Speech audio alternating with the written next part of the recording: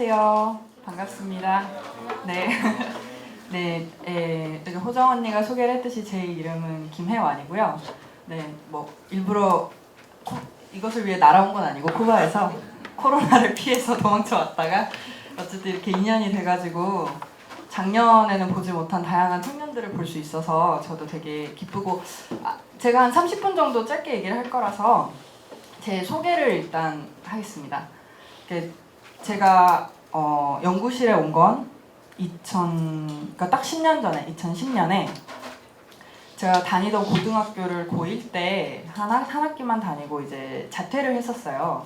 자퇴를 하고 이제 연구실에 와서 한 4년 반, 횟수로 5년 동안 공부를 쭉 했었고, 그때는 뭐 이런 청년 프로그램이 막 그렇게 활성화되지는 않아서 그냥 이제 연구실 선배들이랑 같이 공부를 하기도 하고, 이제 나중에 좀 청년들이 들어오면서 꾸려지면서 그런 데서도 이제 공부를 하기도 하고, 그래서 뭐 매니저 활동도 하고 이제 여러 가지 활동을 하면서 제가 이제 4년 반을 보냈고, 여러분도 이제 좀 익숙하시겠지만 이제 MBQ 프로젝트라고 이제 여기 부엌에 식당에 나가면은 벽면에 있잖아요. 그래서 이제 연구실에서 한국에서 이렇게 앉아서 공부만 하지 말고 책을 읽고 밖에 나가서 길 위에서 공부를 한번 해보자, 이런 모토를 삼아서 시작된 글로벌 프로젝트가 있었는데, 그게 이제 MBQ인데, 제가 이제 그때 그 첫 타자로 2014년에 뉴욕을 가게 됩니다. 그래서 이게 길 위에서 공부를 한다는 게 이제 말을 하면 되게 근사한데 실제로 하면 좀 빈깡통 차는 말이에요. 내가 뭘 하고 있는지, 배우고 있는 게 뭔지. 그래서 한마디로 이제 뉴욕에서 이제 생고생을 하고, 그때 이제 뉴욕에 갔던 이유는 뭐 이제 제가 연구실에서 이제 가장 나이도 어리고, 그 당시에는 어리고 이제 뭐 딱히 백수고, 뭐 대학도 제가 안 갔었고, 그때 뭐 검정고시만 치렀고, 그리고 뭐 직업도 없고, 그래서 이제 보내준 것도 있는데, 그때 이제 MBQ 프로젝트의 거점이 되는 베이스 캠프를 마련을 해라. 그러니까 일종의 하우스, 뭐라고 하죠? 그 일종의 여관이죠. 연구실, 이제 민박, 연구실 전용. 그러면서 이제 그곳에서 공부하는 공간도 꾸리고, 거기 한인들과 이제 그런 목적을 가지고 가기는 했는데, 그때는 또 이제 MBQ 처음이고 이래가지고 이제 여러 가지 좀 일들도 많고, 저도 이제 아직 20대 초반이라 실수도 많고, 이제 그러면서 좌충우돌 그곳에서 한 3년 반을 보냈습니다. 그리고 제가 2017년에 이제 쿠바를 그 다음에는 가게 되는데요. 쿠바를 가게 된 것도 이제 MBQ, 사실 뉴욕에 갈 때도 되게 별거 없었어요. 그 고민숙 선생님이 이제 계속 이제 뉴욕에 뭘 하셔야겠다 이런 생각을 옛날부터 가지고 계시다가 딱 MBQ 프로젝트가 이제 시작이 되니까, 아 그래, 그러면 딱 누군가를 뉴욕에 처음으로 보내야겠다. 그리고 저를 보고 너 갈래? 이래가지고 제가 좀 생각 없이 갈까요? 이랬다가 가게 됐거든요. 근데 뉴욕도 좀 비슷했는데, 뉴욕에 이제 제가 가서 생각보다 좀 뉴욕이 재미가 좀 없었어요. 사실은 첫 인상이 제가 상상했던 거랑도 이제 많이 달랐고, 뭐라고 해야 될까, 그 같은 이제 유학생들을 봤을 때 다 이렇게 살아가려고 하는 그 뉴욕에서 갖고 있는 계획이 한국과 똑같이 천편일률적이었고, 사실은 그곳이 그렇게 뭐 다양성의 도시니 이질성의 도시니 하지만 결국은 가서 이제 막 다 대학하고 어떻게 좀 직장을 가져서 뭐 비자를 얻고 뭐 그린 카드를 얻고 뭐 아니면 뭐 결혼을 하고 그런 거 있잖아요. 그러니까 한국이랑 진짜 다를 바가 없더라고요. 그래서 한국과 다른 곳이니까 배우는 것도 있지만 재미도 좀 없다. 이러다가 이제 제가 남미 문학을 하고 싶다는 생각을 그때 갖고 있었는데, 또 고민숙 선생님이 전화 통화를 하다가 남미 문학 하고 싶다고? 그럼 너 쿠바 갈래? 이래서 제가 또 3초 만에 그럴까요? 이러고 또 가게 됐어요. 2017년에. 그래서 이제 쿠바에 그렇게 원래 문학을 하러 갔다가 제가 또 이제 계획을 바꿔서 의학을 지금은 이제 공부를 하고 있습니다. 그래가지고 그러니까 이제 한 10년이 이제 지났는데, 이걸 짧게 설명을 드렸는데, 그러니까 제가 상당히 쉽게 말하면 번잡하게 살았어요. 좀 계획 없이 이거 했다가 저거 했다가, 이제 연구실에서도 이 공부했다가 저 공부했다가 선생님이 하라고 하면 안 해 하고 하지만 이런 되게 번잡한 경로를, 이제 제 번잡한 삶의 동선을 하나로 그래도 일관되게 꿰는 게 있다면, 지난 10년을 돌이켜 봤을 때 이제 그거는 공부인 것 같아요. 그러니까 제가 뭐 학교를 자퇴한 후에도 연구실에서 계속 공부를 했고, 그 뉴욕에 가서도 공부를 했고, 그다음에 이제 쿠바에 가서도 계속 공부를 하는데, 그리고 사실은 연구실에 오기 전부터 또 사실 그것도 공부잖아요. 학교 공부도 공부잖아요. 그래서 저는 이번 시간에 어떤 말씀을 드릴까 하다가 공부가 가지고 있는 다양한 용법에 대해서 소개를 해드리면 어떨까 이 생각을 했어요. 그러니까 제가 계속 공부를 했는데 그게 같은 환경과 같은 맥락에서 했던 공부들이 아니잖아요. 어떨 땐 학교에서 하고 또 어떨 땐 이런 인문학 공동체에서 하고 그 다음엔 해외에 나가서 혼자 뚝 떨어져서 또 거기서 만난 새로운 사람들과 좌충우돌하면서 공부를 또 했고 그리고 이제 전 다시 이제 학교로 돌아가죠. 의대에 갔으니까 또 근데 그건 또 결이 다르고 해서 이런 다양한 용법이 있고 공부엔 이걸 소개시켜드리면 좋겠다.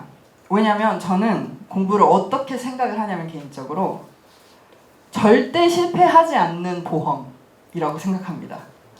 공부를 하면 도움이 돼요. 이게 되게 당연한 말인데 이게 그냥 막연히 그러니까 배워두면 쓸모가 있겠지 이게 아니고 구체적인 여러 용법을 가지고 상황에서 도움을 줄 수가 있어요. 그러니까 저희가 연구실 특히 밖에 이제 한국 사회에서 공부라고 하는 말이 갖는 상상력의 한계가 있잖아요. 그러니까 공부라고 하면 공부는 당연히 쓸모가 있죠. 왜냐하면 공부를 잘해야 성적이 잘 나오고 그래야 이제 좋은 대학에 가고 그래서 취직을 하고 다 그렇게 그거 다 비판하면서도 그거 바깥에 새로운 공부에 대해서는 저희가 잘 상상을 못 하잖아요.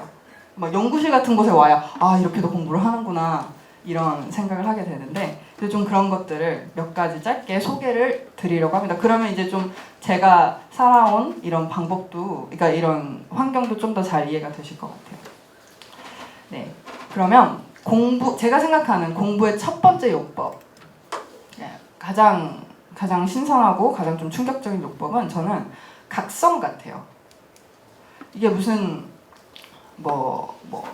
교회에서 하는 그런 막 은혜 받는 그런 각성도 아니고 약을 할 때 오는 그런 각성 작용도 아니고 정말 이건 지성의 각성. 그러니까 지금까지 제가 세상을 바라볼 때 갖고 있었던 그 시야와 그 각도 있잖아요. 그 외의 것이 있다는 거를 알려줬을 때 공부가 오는 충격이 있는 것 같아요.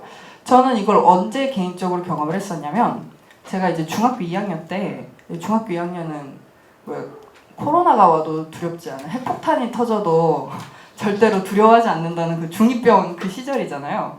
근데 제가 중학교 2학년 때 정말 너무너무 학교에 가기 싫었던 때가 있었어요. 그러니까 도대체 공부를 왜 하나? 학교는 왜 가나? 그 선생님이 하시는 말마다 이제 좀 태클을 걸고 그랬던 때가 있었는데 그 당시에 고병관 선생님이라고 이제 지금은 연구실에 안 계시지만 예전에 연구실이 수유너머 시절이었을 때 한 10년도 더 전에 연구실에서 이렇게 공부를 하셨던 니체를 공부하시는 철학자분이 계신데 그분이 저희 중학교로 일종의 청소년 강의를 오셨었어요.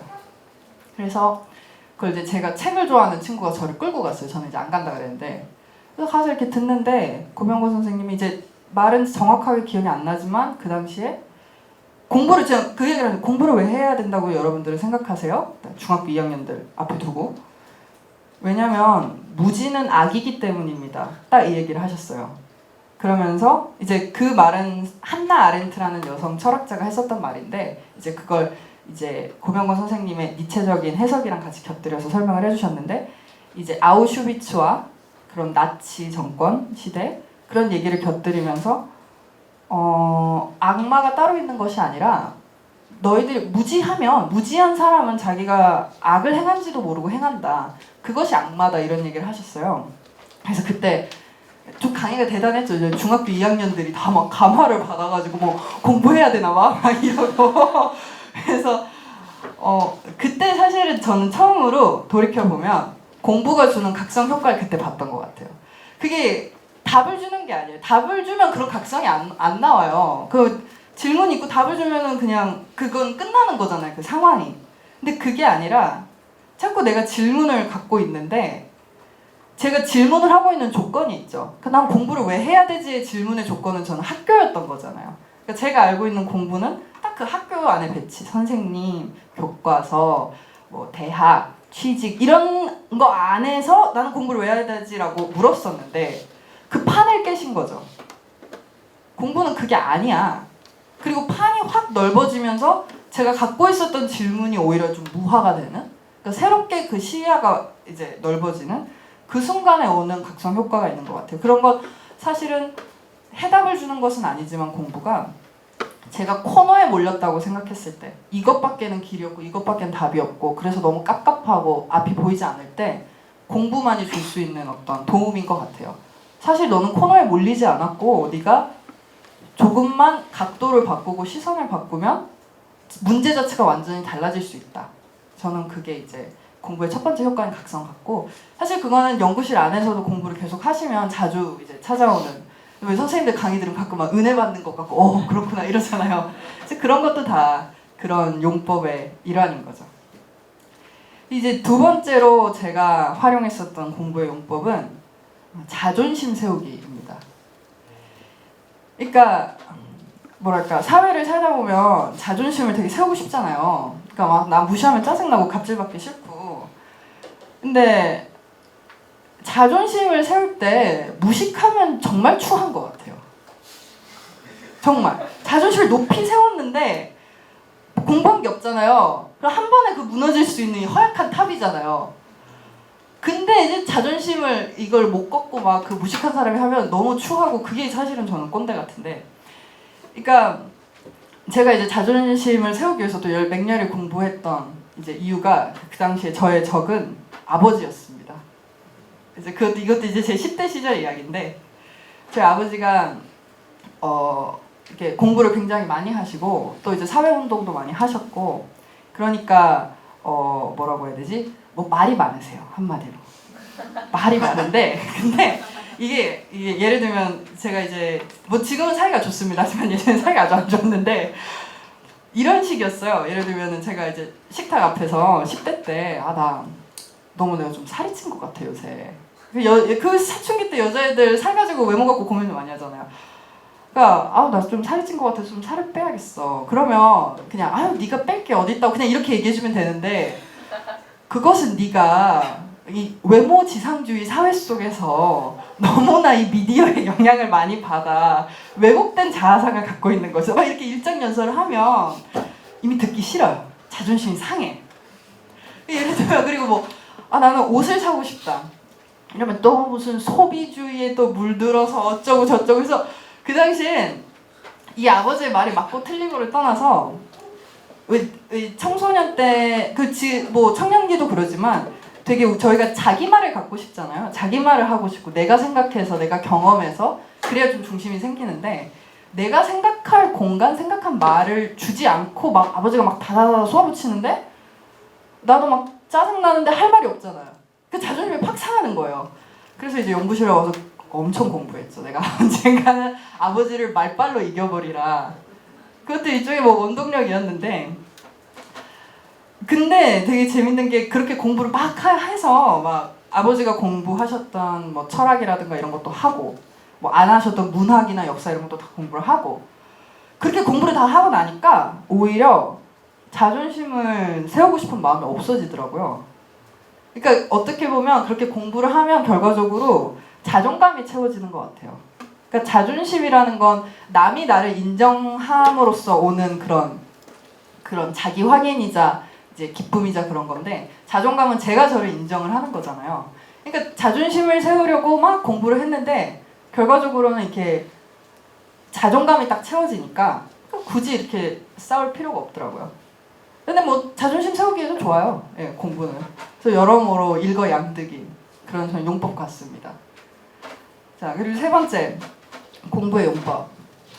예, 공부를 하겠다는 마음을 가지면 생활력이 길러집니다. 제가 이것은 그러니까 생활력이 길러진다는 게 공부를 해서 뭐 그걸로 스펙을 쌓고 그래서 이제 대학에 가고 이것도 그래서 취직을 하고 이것도 뭐 생활력이죠. 그래서 이제 돈을 꾸리고 생계를 꾸리는 거잖아요. 근데 그거 외에도 사실은 살면서 일상을 꾸리기 위해서 사실은 저희가 배워야 될 게 굉장히 많죠. 학교에서 가르쳐주지 않는 것들.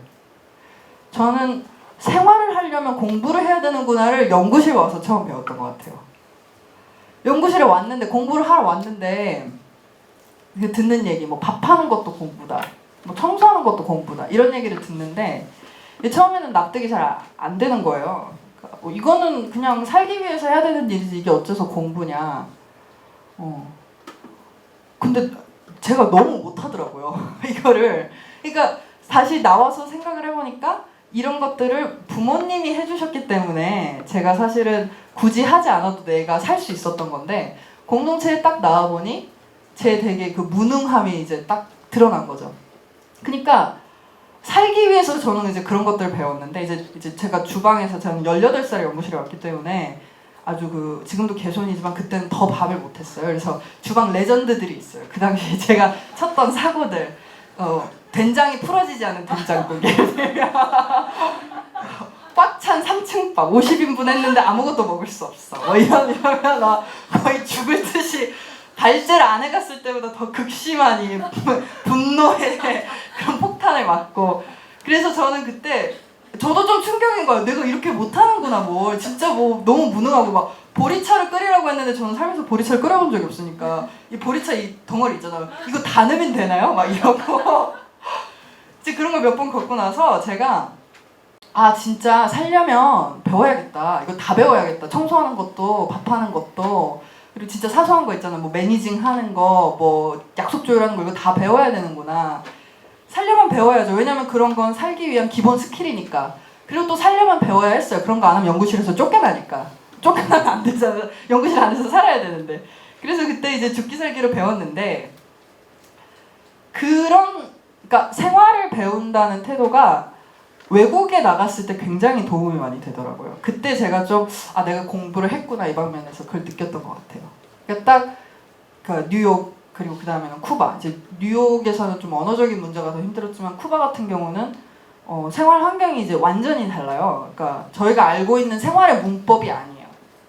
그러니까 저희가 너무나 한국에서 당연시하고 사는 것들이 당연한 것이 아니고, 그러니까 거기서는 정말 버스 타는 법, 뭐 물 길어오는 법, 뭐 이런 것들, 뭐 물탱크 고치는 법, 이런 걸 다시 다 배워야 됐는데, 그때 연구실에서 했던 그런 경험이 있어서 좀 버티지 않았나? 지금은 그 생각을 해요. 그냥 뭐 뭐는 배워야죠. 살려면 배워야 되고. 그냥 간단해요. 그런 태도를 가지고 하면 되더라고요. 그래서 공부에는 또 이런 용도도 있다. 생활력이 커진다. 배움의 자세를 가지면. 그리고 진짜 이런 모든 그 저희가 소프트 기술이라고 그러죠. 그러니까 하드 기술이 아니라. 소프트 기술들이 정말 살면서 진짜 필요한 건 소프트 기술인 것 같아요. 어떤 전문적인 그런 기술도 필요하죠, 물론. 그러니까 뭐 전문가가 되거나 전공자가 되거나. 하지만 어느 곳에 가서든 누구를 만나든 제가 소박하고 행복하게 살 수 있는 거, 사람들과 관계를 잘 유지하고 내 이웃들, 내 친구들, 내 가족들이 필요한 것들 해줄 수 있는 거, 그런 건 보통 다 소프트한 기술들이에요. 그런 거. 밥을 해주는 거, 그 사람이 아픈지 안 아픈지 안색을 살피는 거, 아니면 그 청소를 해주는 거, 예를 들면. 아니면 뭐 하다못해 제가 블로그 편집 같은 그런 아주 소프트한 기술도 내가 필요할 때, 아니면 누군가 부탁할 때, 그런 발언을 해야 할 때 그런 걸 또 하는 거. 이런 것들, 그런 것도 다 그냥 배움의 일부다라고 생각을 하면 좀 생활력이 증진이 되는 것 같습니다. 그리고 그 다음 공부의 용법은 우정이 있어요. 뭐 이건 연구실에서 뭐 자주 들으셨겠지만, 공부를 하면 친구가 생깁니다.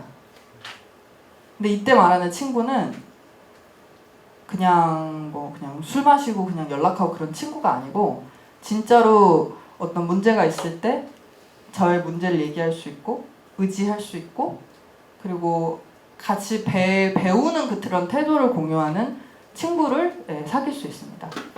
이거는 그래서 이제 제가 연구실에 있을 때 빡세게 이제 공부를 했던 프로그램 중에 청년 대중지성이라는 그 프로그램이 있었어요. 이제 지금 하시는 청공, 뭐 청룡 이런 거랑 그 비슷했어요. 그래서 이제 청년들이 다 같이 모여가지고 맨날 이제 발제하고 같이 막 에세이 개인으로도 쓰고 공동으로도 쓰고 발표하고 막 욕 먹고 밤새고 뭐 그랬던 프로그램인데, 이제 너무 옛날 얘기라서 다 까먹었는데, 그때 같이 공부했던 그 언니들이랑 이제 친구들은 아직도 만나고, 저도 이제 연구실을 이제 더 이상 있지는 않지만 연구실 밖에서 만나도 굉장히 반갑고, 근데 그게 단순히 추억을 공유해서가 아니라 그 당시에 저희가 했던 그 고민의 치열함 때문인 것 같아요. 그때 저희들은 다 이제 정말 가지각색의 청년들이 모였었어요. 그때 저 같은 경우는 10대부터 연구실에 있었고 그 중에는 자퇴를 한 언니도 있었고 대학을 아니면 아예 대학 안 가고 뭐 해외에서 워킹홀리데이 하다가 돌아온 언니도 있었고 뭐 되게 여러 가지였는데 저희가 그때 공통으로 가졌던 질문이 야, 뭘 벌어먹고 어떻게 살까?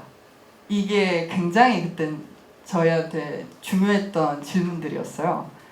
밤새 막 글 쓰고 하면서 그게 그러면서 그러다가 이제 근데 우리 이제 어떻게 또 진짜 우리가 살 수는 있을까? 밥값은 할까? 이런 고민들이 들잖아요. 그런 고민을 하고 또 그런 고민을 가지고 책을 읽고 그리고 또 에세이를 보면 이제 다 까잖아. 이제 선생님들이 막 까시잖아요. 막 비판을 하시잖아요. 뭐가 좋냐면 그 친구 살 때 밑바닥을 서로 다 볼 수가 있어요. 그게 되게 우정을 쌓는데 되게 좋아요. 그러니까 잘난 척을 못해.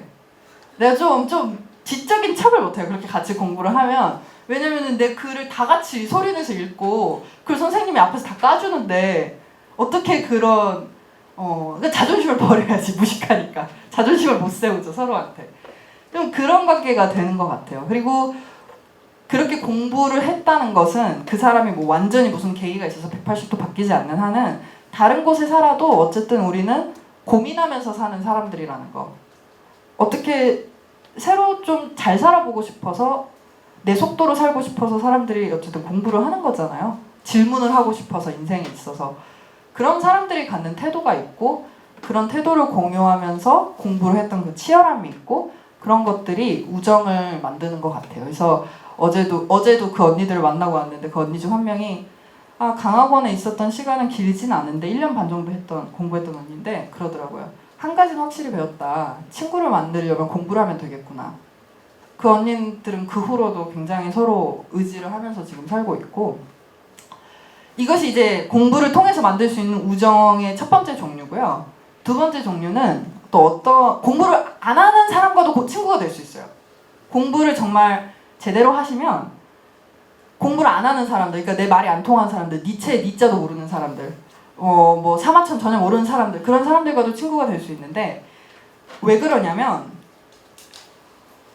공부를 하면 사람을 텍스트로 보게 되는 그런 능력이 생겨요. 그 사람, 그러니까 다시 말씀을 드리면 이건 제가 이제 경험을 한 건데 그 사람을 공부하고 싶은 마음이 생겨요. 그래서 듣는 능력이 생겨요. 그런 경우에. 이제 제가 그랬어요. 저는 이제 뉴욕에 갔잖아요, 처음에. 일단은 영어도 안 되고 잘. 저는 완전 유학생이니까 완전 이방인이죠, 거기서. 그러니까 거기는 이제 다 이민자들의 도시인데 저는 거기서 뭐 태어난 사람도 아니고 언어도 잘 안 되고. 그러니까 문화도 공유가 안 되고. 그러면은 그리고 무엇보다도 한국인 유학생들 만나면 그건 똑같아요. 왜냐면 한국 유학생들은 거길 뭘 하러 갔겠어요? 제가 아까 말씀드린 한국에서 하는 거랑 똑같은 거 하러 갔잖아요, 거기. 근데 이제 관심사가 다 그런 것들. 근데 저는 딱히 그렇게 살려고 간 게 아니었기 때문에 그냥 가라고 해서 갔죠, 그냥. 그랬기 때문에 이런 것에서 오는 말이 아예 통하지 않는 그런 것들이 있었어요. 제가 막 그러면 그때 너무 막 공부를 하고 싶은데 혼자면 심심하니까 야, 우리 책 같은 거 읽고 세미나 해볼래? 그럼 다들 그걸 왜 해? 그거 무슨 뭐 학교 숙제야? 뭐 아니면 나중에 포트폴리오 만들려고? 이런 말들을 이제 듣게 되는, 연구실 밖에 있으니까 제가. 근데 그때 제가 근데 뭘 발견했냐면 그런 관점으로 보면 애들이 다 똑같이 보이고 정형화돼 있고 그러잖아요.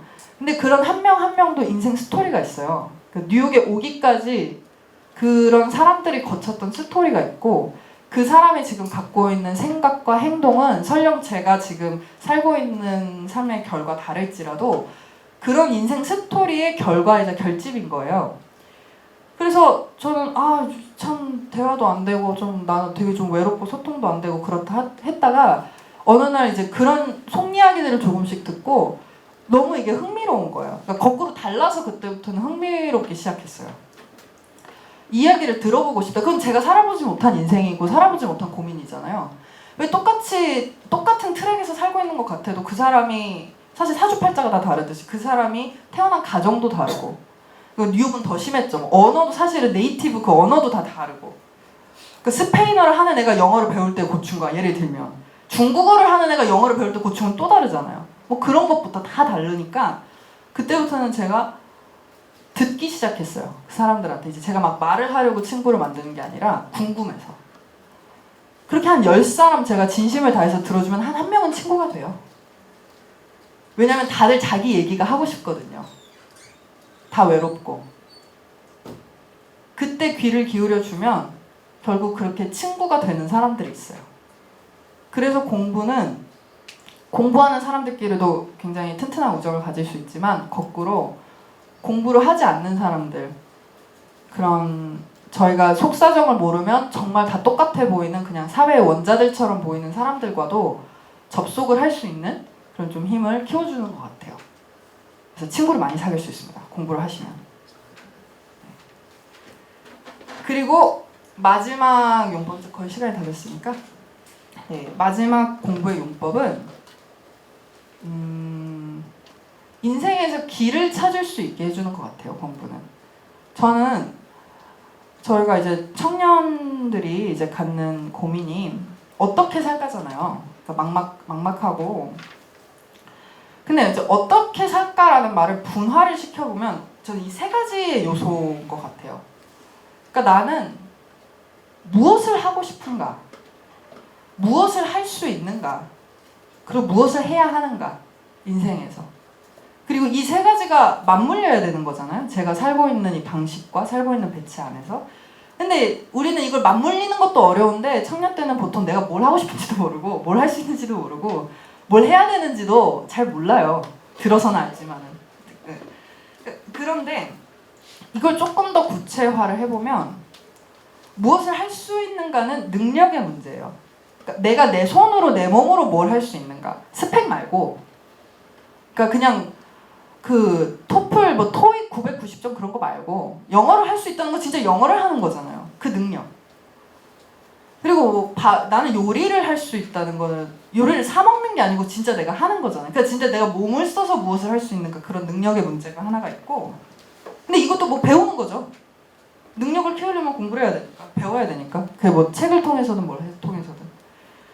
그리고 무엇을 해야 하는가. 이것은 보통 청년 때는 저는 금전적인 문제라고 생각합니다. 돈 벌어야 되잖아요. 생계를 꾸리려면. 그럼 이제 내가 가진 능력으로 뭘 하면 돈을 벌 수 있을까? 이런 고민이 되겠죠. 세 번째, 내가 하고 싶은 것. 이때 제가 생각하는 내가 하고 싶은 것은 자본주의 사회에서 말하는 그런 소비 생활이 아니라 뭐 나는 쇼핑을 하고 싶어. 아니면 나는 뭐 여행을 가고 싶어. 그리고 돈을 써서 하는 게 아니라 나는 어떤 관계 속에서 살고 싶어라는 질문이라고 생각합니다. 그러니까 그런 그 물질적인 무엇을 하고 싶어가 아니라 나는 사람들과 어떤 관계를 맺고 어떤 친구를 가지고 어떤 커뮤니티에서 어떤 이웃들과 살고 싶어 라는 그 질문이라고 생각을 하는데, 왜냐면 뭐든지 혼자 하면 재미가 없어요. 사람들이 뭘 하고 싶다는 생각을 할 때는 보통 관계가 있을 때 그런 마음이 들어요. 그런데 그러면 그렇잖아요. 나는 내 몸으로 무엇을 할 수 있는가? 그리고 이걸 가지고 어떻게 벌어먹고 살 것인가? 그런데 이걸 하는데 내가 소외되면 안 돼. 외로우면 안 되잖아요. 내가 또 그 살고 싶은 관계가 있으니까 이 관계까지를 어떻게 붙잡을 것인가? 그런 관계 속에서 일하고 노동하고 배우면서 도와주고 그렇게 살고 싶은데 이 세 가지를 맞물리는 게 너무 어렵죠. 이 세 가지를 맞물리기 위해서 노력을 해가는 것이 저는 어쨌든 내가 살고 싶은 대로 살려고 노력하는 사람들의 태도라고 생각하는데, 이걸 맞물릴 수 있으려면 눈을 가져야 돼요. 어떻게 하면 맞물릴 수 있지? 그냥 단편적인 시선으로는 이게 너무 어렵잖아요. 사회에서 제시된 것들로는 상상력이 있어야 되고 나도 고민을 해야 되고 시선을 확장시켜야 되고. 그래서 저는 이 세 가지를 맞물리는 눈을 가질 수 있게 하는 것이 역시 공부라고 생각을 합니다. 이때 공부는 길을 찾는 용도로 쓰이겠죠. 여러 가지 용도 중에 제일 멋있는 용도죠. 가장 오래 걸리고. 네. 그것을 보는 눈이기 때문에 달리 말하면 비전이라고도 할 수 있겠죠. 비전이 본다는 뜻이니까. 네, 그렇습니다. 그래서 사실은 이 5번째 용도는 저도 아직은 실험 중이고 이건 또 상황에 따라서 바뀌기 때문에, 저는 제가 쿠바에서 의대를 가겠다고 2년 전에 결심을 했을 때, 제가 원래 문학 공부를 하러 갔다가 의대를 가기로 이제 3주 만에 또 계획을 틀었어요. 제가 좀 생각 없이 이런 걸 좀 저지르는 일을 잘하는데 그때 제가 약간 내가 좀 길을 찾았다. 지금까지 내가 살아왔던 이 방식들, 경험했던 것들, 고민했던 것들을 일종의 좀 이렇게 모을 수 있는, 맞물릴 수 있는 새로운 길을 냈다 생각하고 되게 기뻐했는데 보세요. 이렇게 팬데믹 터지면 다시 돌아와야 되고 공부의 길이 끊기고 그럼 다시 고민을 시작해야 돼요.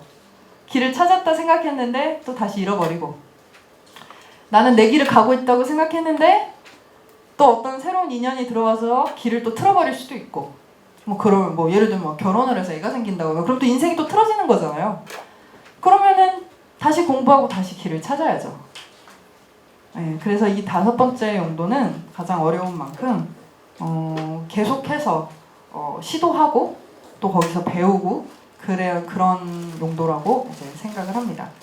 그래서 그 외에도 다양한데 이제 가장 제가 좀 경험했던 것들, 핵심적인 것들만 좀 추려서 공부의 용법을 소개시켜 드렸고요. 그래서 이제 제가 하고 싶은 말은 공부를 해서 진짜 손해볼 게 없다.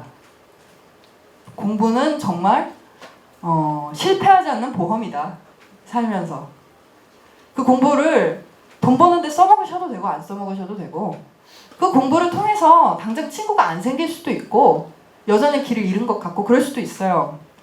그래도 언젠가는 그것이 또 다른 용법으로 쓰이는 것 같아요.